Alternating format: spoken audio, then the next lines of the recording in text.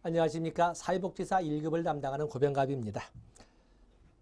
이번 시간에는 청소년기부터 시작을 하겠습니다. 우리가 청소년기 그러면 청소년기에 대해서는 애들은 애들인데 어른과 같은 성징이 나타나 있고 어른처럼 성징이 나타나 있고 골격은 바꿔졌는데 여전히 인지적 영역이나 또는 그 정의적 영역이 어린애 수준에 머물러 있는 이런 아동과 성인의 과도기적 이런 그 시기를 청소년기라고 합니다. 청소년기는 청소년기본법 1991년에 제정된 청소년기본법에서는 9세 이상 24세 이하라고 설명을 하고 있지만 1997년에 제정된 청소년보호법에서는 19세 미만으로 이렇게 규정을 하고 있습니다. 자, 우리가 청소년기는 어떤 시기일까에 대해서 한번 노트를 한번 만들어 보면서 해서 이 교재에 있는 내용을 좀 첨가하도록 이렇게 하도록 하겠습니다. 자, 청소년기.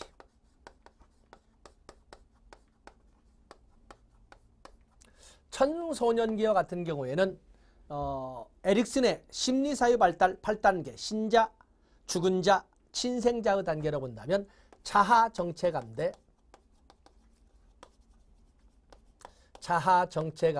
정체감 혼미 또는 역할 혼미의 단계가 되겠습니다. 이 단계를 프로이드의 심리 성적 발달 5단계로 설명한다면 생식기라고 표현을 하지요. 피아제의 인지 발달 4단계로 설명을 한다면 이 시기는 형식적 사고기라고 이렇게 설명할 수가 있습니다. 청소년 기본법에서 설명할 적에는 청소년 기본법의 청소년 기본법상 9세부터 24세까지를 24세 이하니까 24세까지를 청소년기라고 설명하는 것이고 청소년 보호법에서는 청소년 보호법상에서는 19세 미만의 개념으로 이렇게 청소년기를 설정하고 있습니다. 청소년기의 특징을 가지고 여러분들이 접근해 보신다면 청소년기의 특징 프로이드의 생식기의 단계 이 시기로 본다면 2차 성징이 나타나는 이 시기로서 아동이면서도 2차 성징이 빨리 일어납니다. 아동이 누구나 청소년은 되겠지만 청소년이 되는 시기가 똑같지는 않습니다. 우리가 흔히 말하는 성조숙증이라는 표현을 쓸 적에 빠른 애들은 초등학교 3, 4학년 정도의 2차 성징을 보임으로써 엄마를 깜짝깜짝 놀라게 하는 이런 문제를 가져온다고 하는데 그렇기 때문에 아동들 중에서도 좀 빨리 청소년이 되는 애들도 있고 아주 더디게 청소년이 되는 친구들도 있다는 사실입니다. 어쨌든 2차 성징이 등장하는 시기를 청소년기라고 하기 때문에 청소년기는 무조건 몇 살부터 이렇게 누구에게나 똑같이 적용할 수 있는 것은 아닙니다. 그러나 아동기는 초등학교를 입학하는 단계 정도로 보기 때문에 누구에게나 똑같이 적용할 수 있습니다만 청소년기에 대해서는 좀 다릅니다. 또 청소년기라고 하는 것은 그야말로 마음이 떠있는 사춘기죠. 사춘기.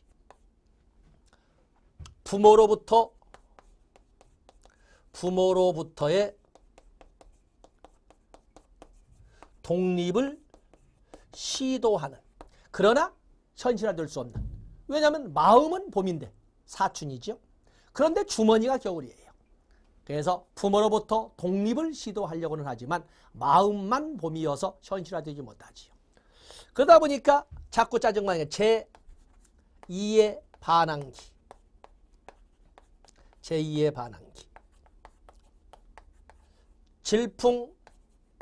질풍노도의 시기. 그리고 사회통념상 인정되는 사회규범에서 자꾸 벗어나려고 하는 어긋장나는 소위 주변인의 시기.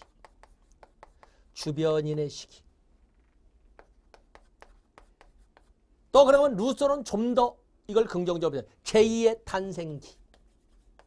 루소는 제2의 탄생기라고 이렇게 설명을 했고 신체적 측면으로 본다면 신체적 측면에 제2급등기. 너무 많이 들어갔나요? 신체적 측면에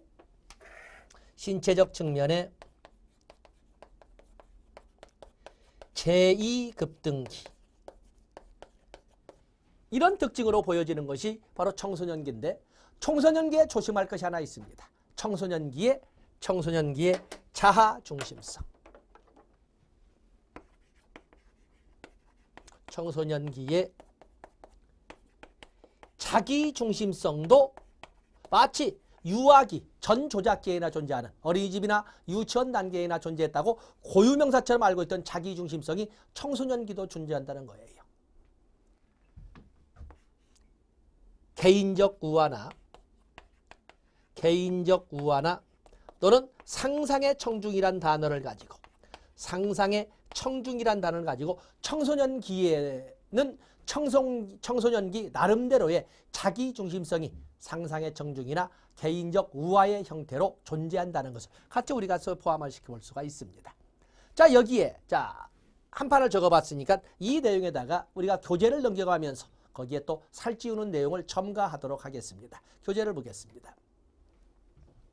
자, 청소년기, 프로이드의 생식기, 에릭슨의 자아 정체감대 역할원미, 피아제의 추상적 사고기 또는 형식적 사고기 이렇게 설명을 할 수가 있습니다. 다음에 거기 보면 청소년기라 하면 아동기에서 청소년기로 넘은 가도기적 입장으로 자아 발견기, 자아 정체감 형성기라고도 한다. 따졌습니다.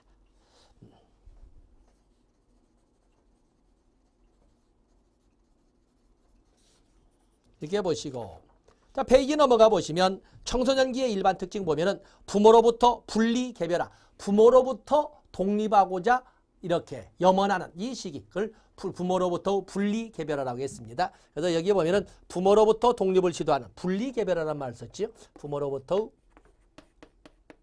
분리 개별화가 시도되는.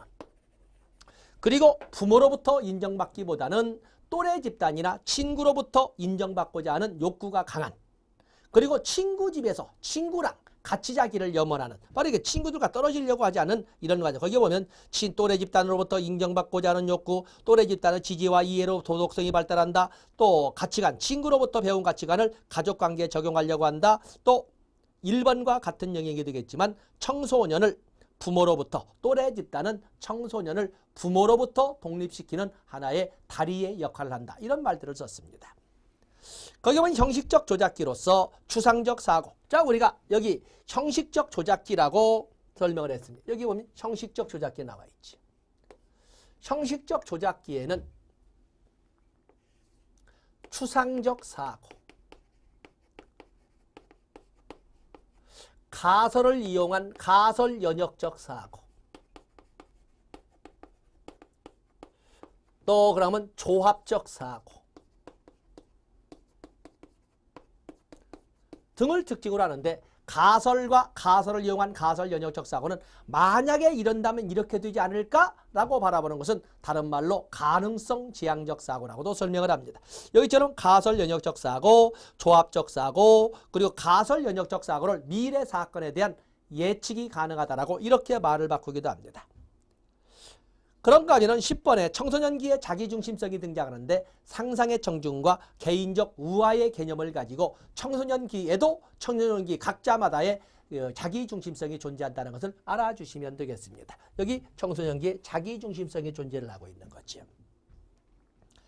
자, 이제는 우리가 여기 나오는 자아 정체감대 역할입니다. 자아 정체감에 대해서 정리를 해보도록 하겠습니다. 마샤의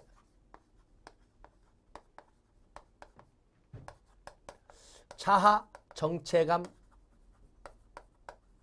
범주, 자아 정체감. 마샤는 자아 정체감의 범주를 위기의 경험이 있었느냐 아니냐, 위기의 경험이 있었느냐, 위기의 경험을 해봤느냐 있느냐, 위기의 경험에 닥칠 때마다 자기의 결단을 내려본 적이 있느냐 없느냐, 그걸 성공했느냐 안 했느냐는 다른 문제고, 성공이냐 실패냐 중요치 않고 자기 결단을 내려본 적이 있느냐 없느냐, 자기 책임, 자임이라고, 자임, 자기 책임이라고 하는데 자기 책임감을 느껴본 적이 있느냐 없느냐, 자임 또는 관여 또는 몰두 이런 단어, 이 자임이란 말을 자임, 관여, 몰두 그러는데 마샤는 정체감 유형을 정체감 성취형, 정체감 유예형, 정체감 유예형, 정체감 유실형, 정체감 유실형을 다른 말로 정체감 폐쇄형이라고 이렇게 부르기도 합니다. 또 그런가 하면 정체감 혼미형 또는 혼돈형 이렇게 부르기도 합니다. 정체감 성취형이라고 하는 것은 살아오면서 보통 에릭슨이 말을 할 적에 인간의 성격의 발달이라고 하는 것은 살아오는 중에 많은 심리 사회적 위기를 극복해 가면서 성격은 발달해 간다. 그래서 성격의 발달을 심리 사회적 위기의 극복 과정의 산물이라고 이렇게 표현을 했습니다.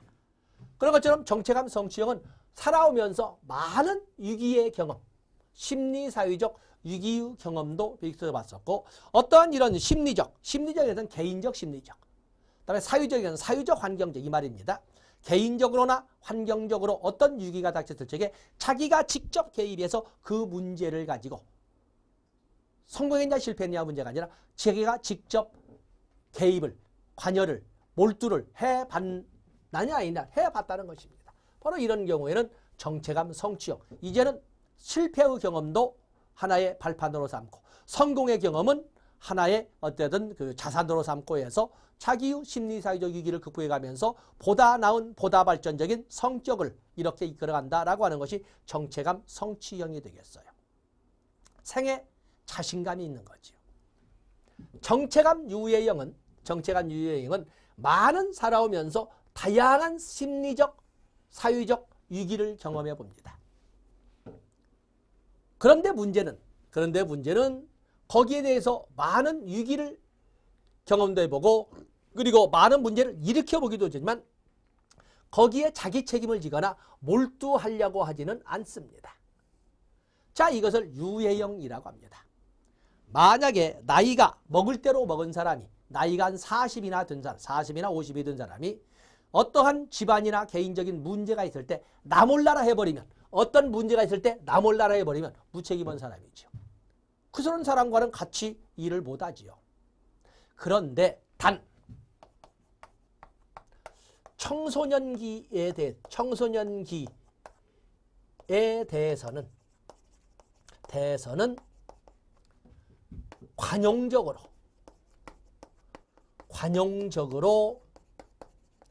수용을 합니다. 청소년기에는 일을 저지르고 그에 대해서 몰두를 하지 않아도 젊은 시절에는 많은 일을 해봐야지 오히려 어른들의 칭찬을 받습니다. 어른들은 이것을 어떠한 성격의 문제로 보지 않고 발달 과정상에 한 번은 최소한 겪고 넘어가야 할 발달 과정상의 과정으로 설명을 합니다.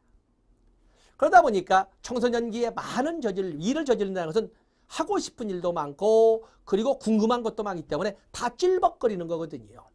그래 놓고 나 몰라라 한다든지 일을 저질러 놓고 바로 또 다른 관심이 보이면 바로 또 다른 관심사로 관심을 돌려버리기도 하기 때문에 어찌 보면 일만 만자를 넣어서 일만 저지르는 것 같지만 그러지는 않아요. 어른이 되어서 일을 저질러 놓고 나 몰라라 하면 무책임한 사람이고 앞에 말씀드렸지만 아직은 세상을 알고 싶은 열망이 너무 높다 보니까 관심사를 사방에 다변화시켜서 관심사를 표출하지만 관심사를 표출했다고 해서 거기에 모두 몰두하거나 관여하지는 않는다는 것입니다.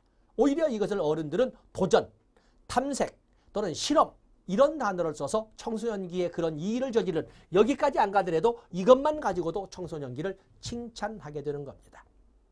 그래서 여기는 청소년기에 대해서만은 비난의 대상으로 삼지 않아요. 다음에 유실형이라고 하는 것은 어떠한 문제가 있으면 모든 문제에 대해서 다 관여가 되어 있습니다. 다 관여를 합니다. 그런데 유형적으로 봐서는 성취형 같아요. 어떤 문제가 있을 때 그 문제에 대한 해결책이 아주 명약관화하게 밖으로 표출되어 있습니다만 가만히 살펴보면 정작 당사자는 위기의 경험을 해본 적도 없어요. 어떤 문제가 발생을 하면 분명히 어떠한 해결책도 광고되어 있고 거기에 관여한 흔적은 나와 있으나 문제는 정작 당사자는 그런 문제가 있는지도 모른다는 거였어요. 바로 유실형, 정체감 폐쇄형이라고 하는데 이것은 과보호적 양육 태도를 가진 과보적 부모의 자녀와 같은 자기 결정은 없고, 자 여기 있는 결정은 타인, 중요한 타인의 결정으로 이것이 존재하고 있는 거죠. 어떤 문제가 있을 때 거기에 대한 결정, 어느 학교 갈까, 무엇을 전공할까, 그것마저도 자기가 하지 않아요. 자 여러분들은 우리가 쉽게 볼 적에 대학을 갈 때 무슨 과를 가지? 아주 중요한 문제입니다. 일생 하나 갈루니까. 바로 이런 데서 부모가 정해주는 대로, 목사님이 정해주는 대로, 주변에 있는 중요한 영향력을 행사하는 사람이 정해주는 대로 따라가. 친구 따라 강남 간다는 것도 정체감 유시령이에요. 우리가 보면 꼭 나쁘다고 볼 수는 없지만 오랜 세월의 가업을 당연한 것처럼 이어받으면서 이렇게 물려가는 것도 정체감 유시령이에요. 세상이 바뀌게 되면 바뀐 세상에 필요한 것도 얼마나 많겠습니까마는 그냥 집안의 가업이란 이유로 비판의식 없이 그냥 집안의 가풍으로 정해진 대로 너는 장남이니까 무조건 이걸 이어받아야 돼. 그냥 숙명처럼 받아들여서 이끌어가는 것도 역시 정체감 유예형, 유시령이에요. 우리가 독재라든지 아니면 나치즘, 파시스트와 같은 선동적 정치에 의해서 모든 사람이 자기의 비판의식도 없고 세뇌화되었을 적에 아무런 생각 없이 그 단체의 선동적 분위기에 그냥 휩쓸려서 이렇게 하나의 광기를 부리게 되는 거거든요. 정체감 유시령이에요. 정체감 폐쇄형. 그에 비해서 정체감 혼미형이라고 하는 것은 어떠한 위기의 경험에 대해서 관심도 두지 않고 위기의 경험에 관여해 본 적도 없습니다. 세상을 그냥 무의미하게 살아가는 것처럼 보입니다.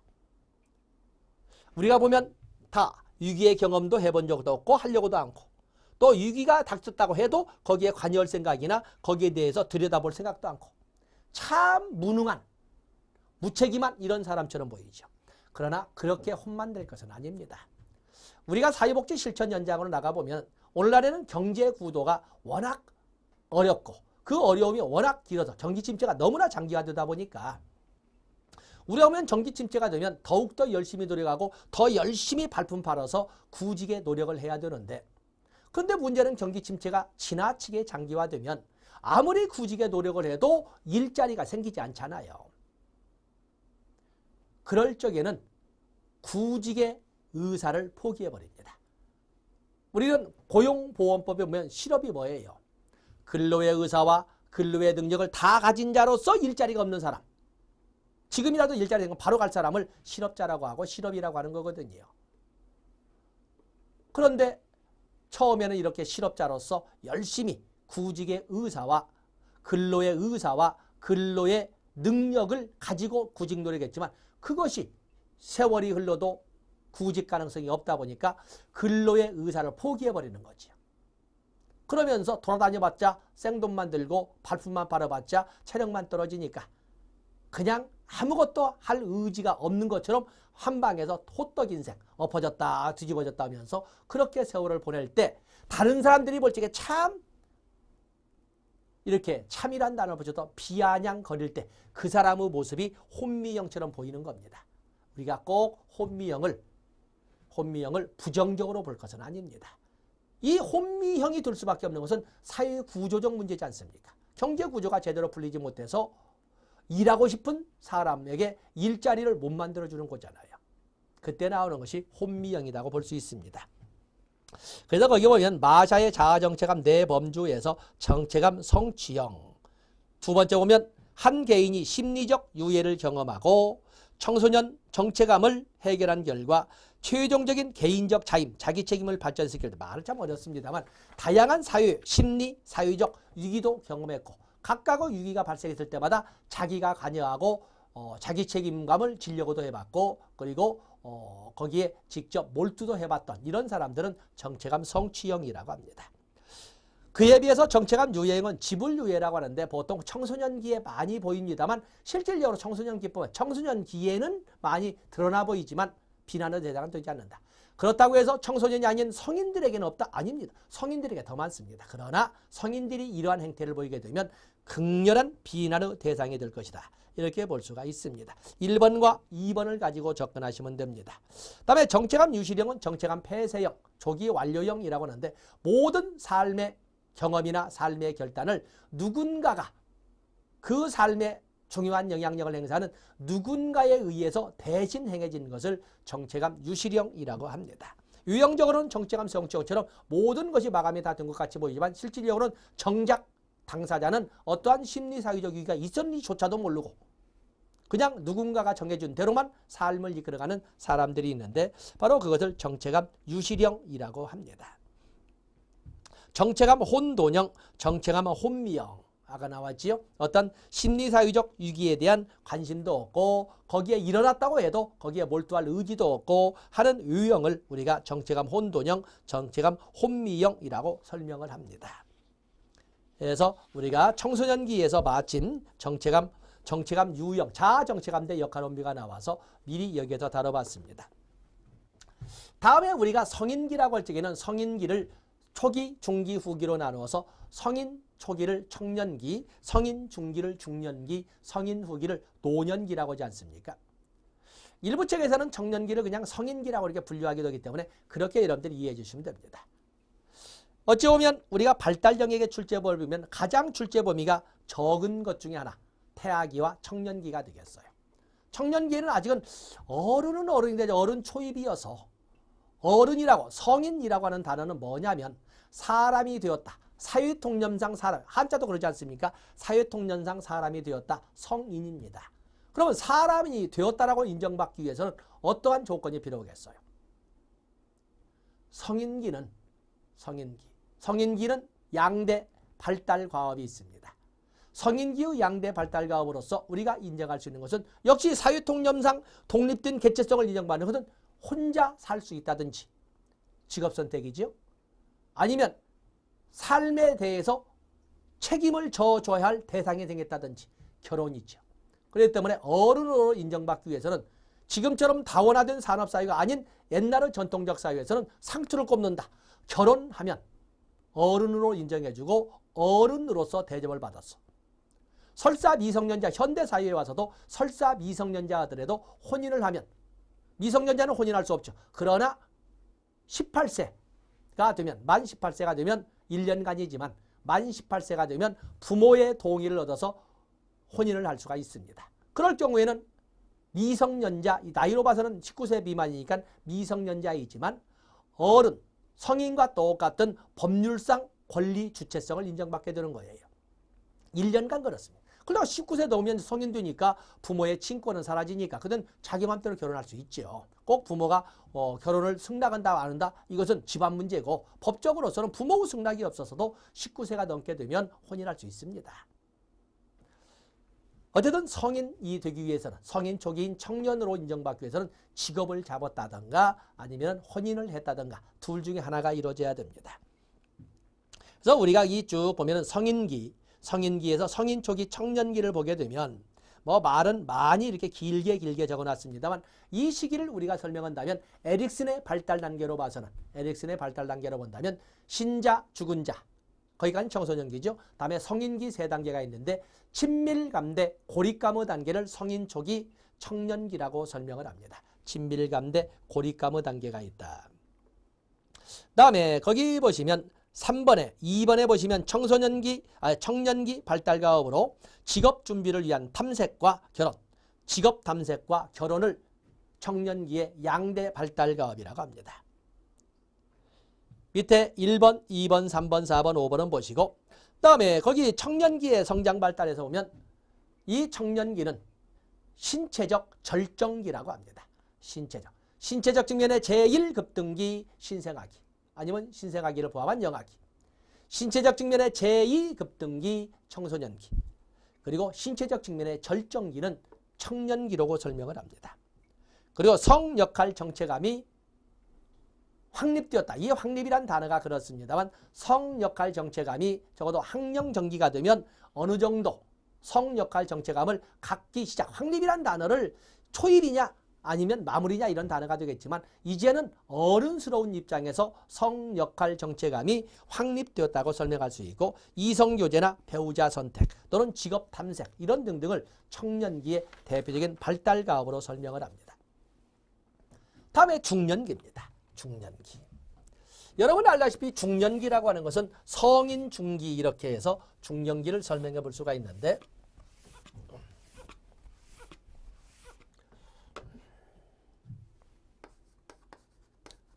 중년기 또는 장년기라고 하지요. 장년기. 이 중년기는 에릭슨의 발달 단계로 본다면 생산성 대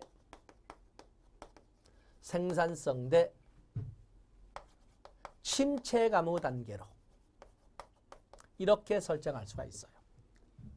오늘날 경기 침체의 장기화로 인해서 국가에서 의도적으로 단어를 뺀 듯이 이렇게 보입니다만 청장년 실업, 청년 실업도 대단하지만 장년 실업도 대단합니다. 장년 실업, 중년 실업 대단하죠. 그래서 생산성 대 침체감, 참 우울한 시기예요. 중년기는 옛날에는 자녀, 중년기 중에 후기로 가게 되면 노년기 가기 전에 자녀들이 모두 혼인을 하고 그리고 부모 세대가 돌아가셔서 하나의 독립된 완성세대로서 세상을 누릴 수가 여가를 누릴 수가 있었지만 지금은 그러지 못하죠. 지금 우리는 사회악으로서 4D를 들고 있습니다. 4D. 4D는 데스티튜션, 빈곤, 디제스, 질병, 디린컨시, 범죄, 그리고 의존성 심화. 옛날에는 한 100년 전만 해도 20살이 되어서 혼인하면 관연하다, 늦었다라고 이렇게 했던 그 우리의 사회, 우리의 결혼 세대가 지금은 평균 혼인, 초혼 연령이 남자, 여자를 다 합쳐서 32살이 넘었잖아요. 그러면 20살부터 10년 세월은 누구와 사는 거야? 자녀 독립화시키고 좀 여유를 가져야 될 부모와 같이 살면서 부모의 독립을 맡고 있잖아요. 그런가 하면 옛날에는 환갑잔치를 하게 되면 전국 각지에 있는 친인척이 다 모여서 축하도 드리면서 이별 의식을 치렀어요. 왜냐하면 대부분의 인간들은 거의 대부분은 60이 넘어서 환갑을 맞게 되면 몇 년 후에 대부분 돌아가셨거든요. 그렇기 때문에 그 환갑잔치만은 오래 살아주셔서 고맙지만은 이제 보면 또 언제 본대요? 라고 하는 이별의 장소였어요. 그런데 지금은 어떻습니까? 지금 돌연사라든지 사고사가 아닌 이상은 대부분 80대 중반 이후에 있습니다. 그러면 지금 50줄에 있는 분들은 당연히 90대고 여기에 나와 인연을 맺고 있는 20대들은 당연히 95세인 거예요. 그것도 과학기술의 발달로 안 아프면서 할 일 없으면 그것 또한 고통이거든요. 우리가 노인의 사고에서 빈고도 고통스럽고 병고도 고통스럽지만 이제 우리의 경제상으로 와서는 빈고나 병고는 어느 정도 우리가 굶어서 속 쓰리고 배고프고 그러진 않아요. 이제는 우리에게 가장 큰 고통을 주는 것은 할 일이 없는 거예요. 무이고. 그래서 우리나라의 노인정책의 출발은 뭘로 시작해요? 물론 앞에 나와 있는 빈고 기초연금, 병고 노인장기요양보험 다 해결하고 이제는 노인 일자리 문제를 가지고 무이고를 가지고 집중하고 있어요. 노인 일자리를 만들어주면 노인들은 안 아플 것이고 가서 굶지 않을 것이고 그리고 고독고 외롭지 않다는 거예요. 바로 그걸 꿈꿔야 되는데 중년기에 자식은 자식대로 혼인 않고 같이 살고 있고 노부모들은 돌아가시지 않고 옛날보다 약 30년 가까운 세월의 수명이 고령사유가 되어서 역시 자녀의 발목을 잡고 있어요. 지금 여기 계시는 중년층에 가까운 분들은 단언컨대 절대로 독립하지 못합니다. 평생을 자녀와 그리고 부모와 같이 산다는 생각으로 그렇게 사셔야 될 거예요. 부모가 80이 됐는데 자녀는 몇이야? 자녀도 60이 넘었어요. 이런 과정의 세대, 바로 중년. 그래서 중년기라고 하는 것은 인생의 황금기는 분명합니다. 다 나와 인생의 황금기. 모든 조직 사회에서나 또 그러면 보수 소득의 측면에서나 모든 영역에서 인생의 황금기입니다. 그러나 조금 전에 말씀처럼 어느 것으로부터 홀가분하게 독립이 되지 못했어요. 샌드위치 세대. 샌드위치 세대. 자녀는 자녀대로 여전히 양육 범주 내에 있고 부모는 부모대로 여전히 봉양을 받아야 되는 위치에 구조에 계시는 거예요. 샌드위치 세대. 그런가 하면 한편으로서는 그렇게 긴 세월 자녀를 키우면서 자녀의 밥을 차리면서 살던 특히 전업주부의 입장으로 봐서 어느 날 갑자기 집을 돌아봤더니 아무도 없는 거예요. 남정네는 남정네대로 일자리 찾아 나가버렸고 자식은 자식대로 직장인이 혼인이로 다 떠나버렸고 그야말로 세상이 참으로 서글픈 공허한 이러한 검은 색깔의 블루 다크 블루가 오는 우울증이 오는 거죠. 바로 이것이 바로 빈둥지 증후군. 빈둥지 증후군. 제2의 사춘기. 정말 세상을 엎어버린다는 것은 중2가 아니라 중년의 부모라는 거예요. 그야말로 내가 누구고 내가 왜 살았는지를 느끼기조차도 싫은 거예요. 바로 정체감의 위기기. 정체감의 위기기라고 설명하는 거예요. 그리고 생물학적으로 생리학적으로 갱년기. 갱년기가 여자에게만 있는 건 아니에요. 남자에게도 있지 않습니까? 갱년기. 그런가 하면 문제 해결력의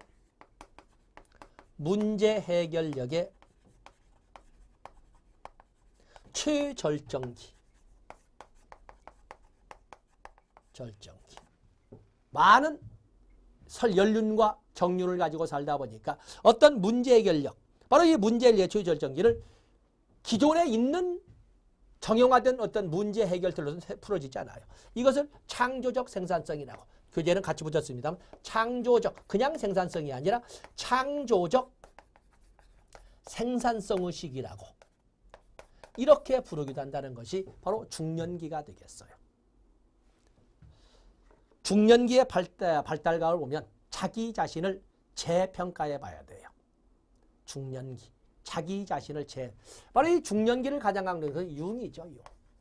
융은 일생의 생애주기를 아동기, 청소년기 및 청년기, 그리고 중년기, 노년기 4개의 단계로 나누는데 융이 가장 강조하는 거죠. 중년기. 진정한 삶의 전환점은 인생 후기 중년기에 오되 중년기가 되면 진정한 자기 자신을 되찾으려는 이런 노력의 흔적을 보이게 되는데 그것을 개별화 또는 개성화라고 하는 소위 인디비듀얼리제이션이라고 하는 이런 단어를 쓴다고 설명을 했습니다. 그래서 거기 보시면은 인생의 남은 부분을 새로운 시기로 시작하는 시기. 요즘은 더욱이나 고령사회가 되다 보니까 50이나 55세가 되면 제3학기가 시작된다고 설명을 합니다. 자, 이런 또 개별화, 조금 전에 말씀드렸죠. 양극단의 통합을 통해서. 표현이 그렇습니다만 진정 자기 자신으로 되돌아가려는 이러한 삶의 하나의 특징을 보여주는데 개별화, 개성화, 저 위에 1번에 9번도 나와 있지요. 그런 특징으로 보여주는 것이 바로 중년기의 특징이라고 합니다. 팩은 중년기의 4대 이슈로 지혜를 중시할 것인가 육체적 힘을 중시할 것인가를 결정해야 된다는 거예요. 당연히 긍정적인 삶의 방향은 지혜를 중시하는 쪽으로 가야 되겠죠. 대인관계를 사유화할 것이냐, 성적 대상화할 것이냐, 정서적 융통성을 가지고 살 것이냐, 정서적 빈곤 속에서 먹고 사는 문제만 가지고 살 것이냐, 지적 융통성을 가지고 살 것이냐, 지적 정직성을 가지고 똥꼬집이나 피면서 살 것이냐 결정을 해야 된다고 해서 중년기의 4대 과업으로 설명을 했습니다. 또 그런가 하면 중년기의 위기로 마모르가 제시한 것이 중년기가 이게 되면 신체적 노화로 인한 스트레스, 경제적 스트레스, 사회문화적 스트레스, 또 그런가 하면 이별이나 상실감 등으로 인한 스트레스가 중년기에 도래한다고 합니다. 특히 중년기에 도래하는 거, 아직까지는 우리가 이렇게 건강상 신체적 노화로 인한 스트레스는 이제는 우리의 과학의 발달이나 경제적 구조로 덜합니다만 그러나 상대적 빈곤감이 만연되어 있는 우리의 사회에서 경제적 스트레스는 어마어마합니다. 그리고 우리의 소위 방송문화의 보편화를 통해서 사회문화적 스트레스는 그래도 좀 어느 정도 했다고 하죠. 어느 정도 좀 완화되었다고 하지만 그래도 사회문화적 문화의 급변에 따라가지 못하는 중년기의 위기감이라고는 이루 말할 수 없는 거지. 그래서 사회문화적 스트레스. 자, 이런 것 등이 중년기에 존재한다고 합니다. 다음에는 노년기를 보겠어요. 노년기는 판서지 않고도 보겠습니다만은 노년기라고 하는 것은 자기의 생을 정리할 수 있는 자하 통정대 절망감의 시기라고 합니다. 이 노년기를 특징을 보면은 쭉 목자 없이 그냥 무작위로 쭉 정리를 했으면 우울증 경향이 증가한다. 수동성이 즉 내적 경향이 증가한다. 생애 휘상의 경향이 있다. 경직성 증가, 조심성 증가. 자, 6번 중요 표시하시고 나이가 들면 친숙한 사물에 대한 애착심이 있어서 거기다가 치매까지가 가미가 되면은 이제는 자꾸 감추죠. 이걸 누가 훔쳐간다는 생각 속에서 자꾸 감추는 거예요. 자꾸 감추는 거죠. 친숙한 사물에 대한 애착. 또 유산을 남기려는 경향, 의존성 심화, 시간 전망의 변화. 시간 전망. 나이가 들어가면 들어갈수록 시간이 빨리빨리 간다고 그러죠. 그리고 시간 전망에 대해서 코틀의 시간 전망에 대한 연구가 있습니다만 과거, 현재, 미래에 대한 시간을 원으로 표현한 연구가 되겠는데 나이가 들어가면 들어갈수록 시간 전망을 미래에 두기보다는 과거에 둔다는 거예요. 자, 이런 것들. 신체적 능력의 쇠퇴, 사회적 관계의 쇠퇴, 사회경제적 지위의 하락. 자, 14번 중요 표시하시고. 단기 기억 능력의 감소. 기억의 전체적 역량으로 본다면 별다른 변화를 찾아볼 수가 없으나 깜박깜박 한다고 표현하죠. 나이가 들면 단기 기억이 쇠퇴한다고 합니다. 건망증이란 단어를 쓰면서 깜박깜박하면서 이렇게 단기 기억, 장기 기억 아닙니다. 오히려 과거의 기억은 마치 어제 있었던 일처럼 아주 생생하게 기억을 하시거든요. 근데 단기 기억은 쇠퇴한다. 그래서 14번 강조하시고 감각, 기능 저하, 생리, 적응 능력의 감소 다 할 수 있습니다. 그래서 거기 6번 친근한 사물에 대한 애착심이나 14번 단기 기억 능력의 감소 정도 체크해 놓으시면 큰 문제는 없으리라고 봅니다. 다음에 노인 이론이 있습니다. 이 노인 이론은 우리가 노인복지에서 중요하게 바라볼 것이 되겠습니다만 노인 이론이란 뭘까?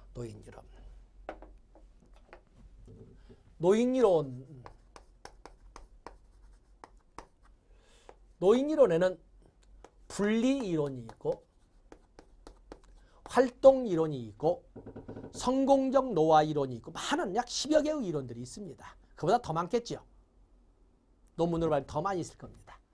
분리 이론은 나이가 들면 그야말로 현직에서 은퇴하는 것이 개인적으로나 사회적으로나 윤린의 전략이다.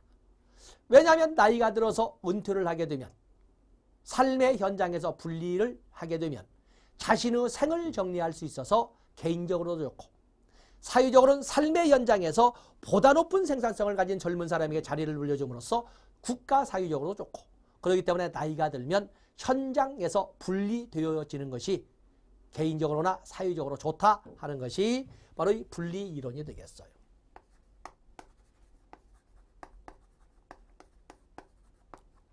활동 이론이라고 하는 것은 나이가 들어도 여전히 활동을 늘릴 수는 없지만 활동을 유지하는 것이 행복 지수를 높일 수가 있다 하는 이론이 활동 이론. 그렇기 때문에 나이가 들었어도 일을 해야 된다. 삶의 현장에서 물러서서는 안 된다.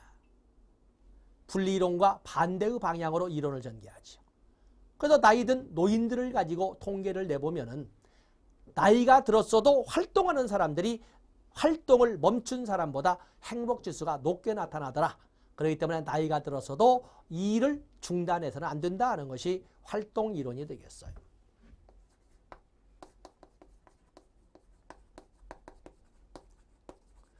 다음에 성공적 노화 이론을 보시면 성공적 노화 이론은 분리 이론과 활동 이론의 중간적 영역의 이론이라고 할 수가 있어요. 나이가 들면 당연히 삶의 현장은 젊은 생산성이 높은 젊은 세대에게 물려주어야 한다. 분리 이론이지요. 그러나 그렇다고 해서 모든 활동에서 손을 띄어서는 안 되고 뭔가는 할 수 있어야 행복지수는 유지될 수가 있다. 현장에서 물러났을 때 어떠한 장애로 인해서 할 수 없는 문제가 생긴다면 할 수 없는 장애를 제거해 줌으로써 뭔가는 할 수 있도록 해 주어야 한다. 그래서 적정한 선택, 분리함으로써 현장, 삶의 현장에서 물러나서 적정한 선택, 뭔가 할 일을 찾아내야 되고, 그리고 적정한 선택뿐만 아니라 국가 사회적 입장에서는 하고 싶어도 하지 못하는 장애가 있다면 적정한 선택과 적정한 보상을 해줌으로써 활동을 할 수 있도록 해주어야 한다. 접근성이 떨어지는 노약자의 같은 경우에는 접근성, 엘리베이터나 에스컬레이터나 이러한 접근성, 그야말로 노인, 장애인, 임산부 등에 대한 편의 증진에 관한 법률 등을 통해서 이렇게 접근성을 높여주고, 눈의 노화의 현상으로 인해서 침체, 뭔가 바라보는, 사물을 바라보는 시력이 떨어진다면 돋보기를 준비해주고, 만약에 들리지 않아서 어떤 활동에 장애가 있다면 보청기를 지급해주고, 이런 것처럼 삶의 현장에서는 분리됨으로써 삶의 현장에서는 젊은 세대에 물려줘서 사회적으로 기여하면서 동시에 적정한 선택을 통해서 뭔가 할 일을 찾아내고, 그 할 일을 하고 싶어도 할 수 없는 장애가 있다면 그 장애를 치유할 수 있는 적정한 보상을 해줌으로써 활동할 수 있도록 해주어야 노인 문제는 해결된다 하는 것이 적정한 선택과 보상의 이론이라고 하는 성공적 노화 이론이 되겠습니다. 그런가 하면은 현대화 이론, 현대화 이론은 현대화와 노인의 지위는 반비례 관계에 있다. 현대화가 가속화되면 될수록 즉 산업화 도시화는 빠름을 요구하는데, 노인은 경직성 증가, 내적 경향이나 수동성 증가, 조심성 증가 등으로 완만하잖아요. 속도를 요구하는 급변하는 산업화의 특징에 완만할 수밖에 없는 노인은 당연히 값어치가 떨어질 수밖에 없어요. 산업화와 노인의 지위는 반비례 관계에 있어요. 또 그러면 노인의 지위가 유지되기 위해서는 희소성의 법칙이 적용돼야 되는데, 의료 과학기술의 발달이나 생명공학의 발달은 결국에 노인의 고령사회와 노인의 고령화를 가져옴으로써 노인의 희소성을 떨어뜨렸고 노인의 가치를 떨어뜨리게 됐어요. 또 그러면 대중교육의 발달, 현대사회에서 하나의 보편적인 특징이 대중교육. 대중교육은 노인을 옛날처럼 지혜의 보고라고 인정하는 그런 단어를 없애버렸어요. 하물며 학교를 다니지 않는 유치원 애들도 모르는 것이 있으면 인터넷을 검색을 해요. 할머니한테 할아버지 와서 물어보지 않아요. 이런 것처럼 현대화의 과제, 현대화와 노인의 지위는 반비례 관계에 있다라고 하는 것이 현대화 이론이고, 그다음에 교환 이론, 현대화 이론의 파생 이론이라고 볼 수가 있겠습니다만, 노인 보유 자원의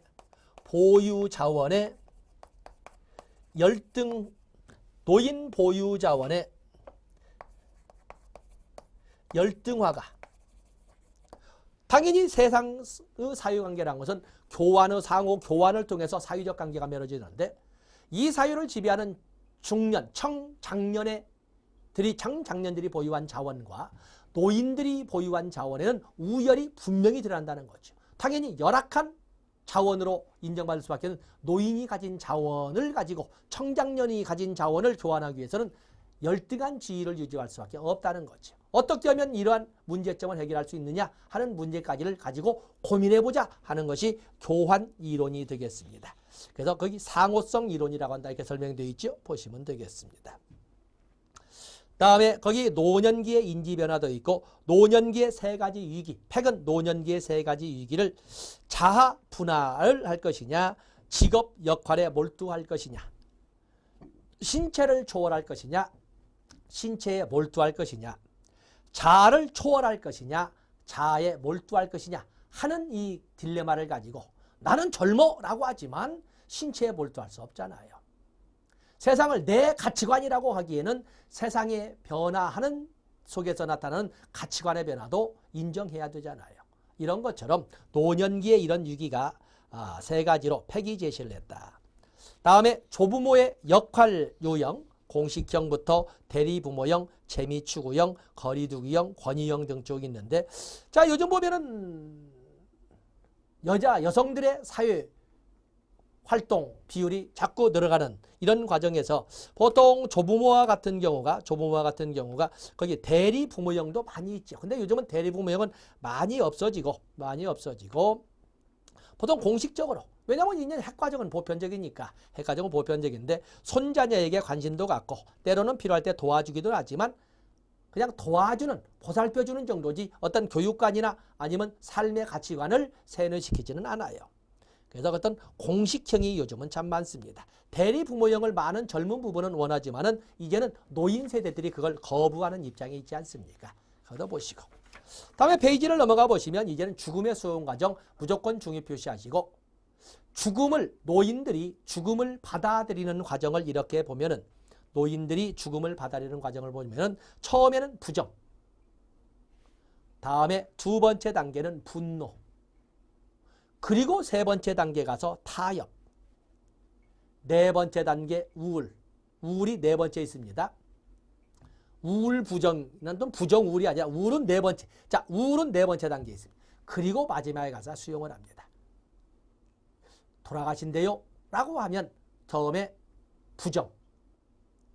부정을 합니다. 그리고 두 번째 단계에서 화를 내고, 세 번째 단계에서 혹시 초월자, 신 등을 통해서 내가 무슨 죄가 있다고, 내가 잘할 테니까 좀 수명을 좀 늘려달라고 이렇게 타협을 합니다. 그것이 현실화되지 못하는 것을 알게 되면서 우울증에 걸리게 되고, 우울을 극복해 가는 과정에 가서야 죽음을 받아들이게 되는, 그래서 부정, 분노, 타협, 우울, 그리고 수용, 이 5개 단계 아주 잘 나오는 문제가 되겠습니다. 아주 잘 나오는 문제. 그래서 죽음의 수용 과정 꼭 가지고 가십니다. 중요 표시하시면 됩니다. 자, 이렇게 해서 우리는 출제 문제는 적어도 8문제 이상이 출제되는데 불구하고 시간을 한꺼번에 뭉쳐서 이렇게 해서 발달 영역의 이론 강의는 이걸로 마치도록 하겠습니다. 다음 시간에는 이제는 사회환경, 인간행동과 사회환경에서 사회환경 영역을 가지고 일별해 보도록 하겠습니다. 고맙습니다.